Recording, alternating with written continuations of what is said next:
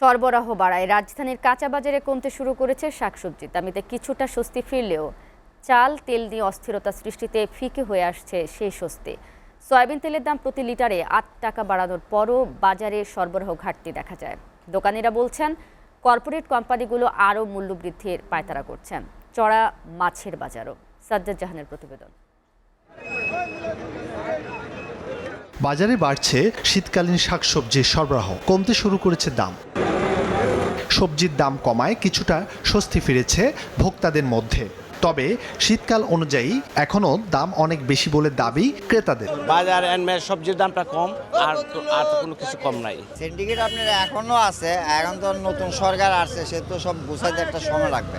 কারণ বাজারের দাম তো ঊর্ধ্বমুখীরা সবাই বুঝে, এখন যারা আগে 5 কেজি কিনছে তারা এখন 1 কেজি কিনে। এদিকে 2 সপ্তাহ ধরে চলা সয়াবিন তেল নিয়ে অস্থিরতা কাটেনি বাজারে। এরই মাঝে লিটারে 8 টাকা বাড়িয়েছে সরকার।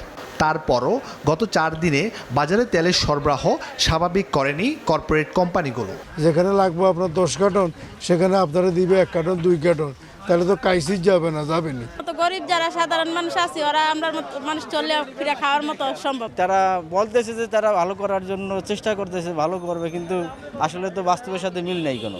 কেজিতে 3 থেকে 4 টাকা পর্যন্ত বেড়েছে সব ধরনের চালের দাম।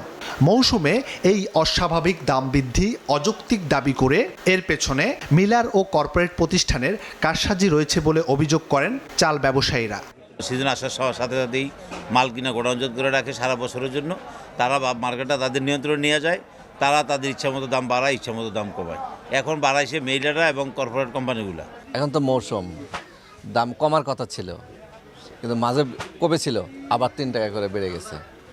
ডিমের দামও তাই হয়ে গেছে, আর সব দামই এরকম হচ্ছে। স্বস্তি নেই মাছের বাজারেও, বিক্রি হচ্ছে আগের বাড়তি দামে। প্রতি কেজি রুই 380 থেকে 450 টাকা, কাতল 400 থেকে 480 টাকা, চাষের শিং মাছের কেজিও 550 টাকায়।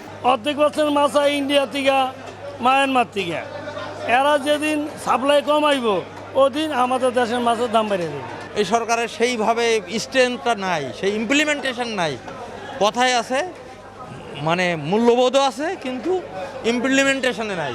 ক্রেতারা বলছেন বাজার সরকারের নিয়ন্ত্রণে নেই, ফলে ইচ্ছে মতো দাম বাড়ানোর সুযোগ পান ব্যবসায়ীরা। সাজ্জাদ জাহান, এসটিভি, ঢাকা।